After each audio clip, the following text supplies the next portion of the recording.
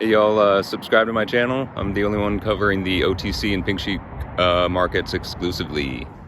Okay y'all, today we're talking about healthier choices and also their decision to appeal, plus a little bit about the appeals process so you guys get familiar about when to expect an opinion from the court and when to expect what.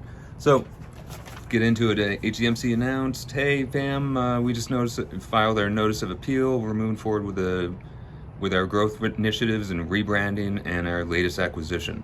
So you guys, I'm super excited about what the future lies for HCMC, the acquisitions that are likely, and also the management style and the fact that they're hitting revenue and all. They have a bunch of revenue. They just have a bunch of debt. Now, if we look at the appeal here, it's just an announcement because the notice of appeal is just a one-page form, and you pay a large fee. Like in California, it's $750, probably. Federal court, I'm not exactly sure the federal court fee schedule. So if you look at the appeal here, get a couple of quotes from from Jeff saying, hey, we will continue to vigorously pursue our case through the appellate process, and we believe the facts and controlling law support our position.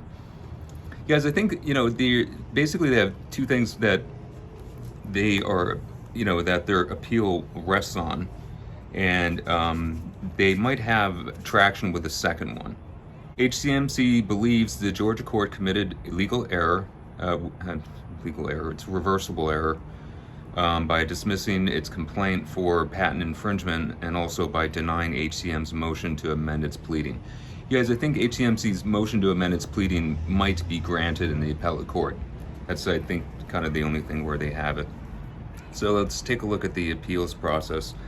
But one thing I do want to state that, kind of what's missing from this announcement is a statement from the attorney, the law office saying, hey, look, we're looking forward to fighting this appeal, and we think we have great grounds for it and whatnot. That's just not in there.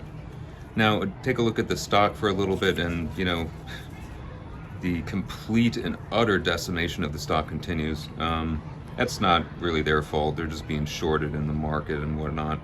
So the appeal process, they got about 45 to 60 days to draft and file the appeal. The response, they got 45 to 60 days to do the response. 30 days for the hearing. The hearing doesn't take 30 days, but yeah, 30 days out for the hearing. And then the court will email or mail its opinion back within about 30 days or so. So you guys are gonna get about 7 months of endless YouTube videos regarding every step of the way and what's happening. But let me just give it to you early. Yeah, you guys basically don't have to pay attention for the next, about 5 to 6 months. You can just kind of shut that off.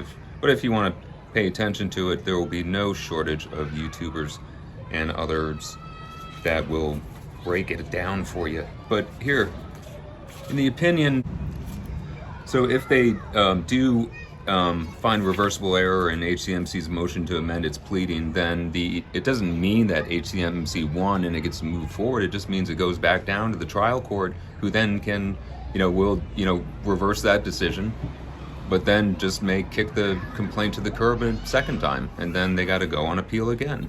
So you have 6 months, until you hear anything kind of relevant for the appeal, maybe a little bit less. And then if they win on something else, then you got another 6 months of this going on. So, enjoy. This information is for entertainment purposes only. I am not a financial advisor, and none of the content here should be construed as financial advice or an offer or solicitation for securities.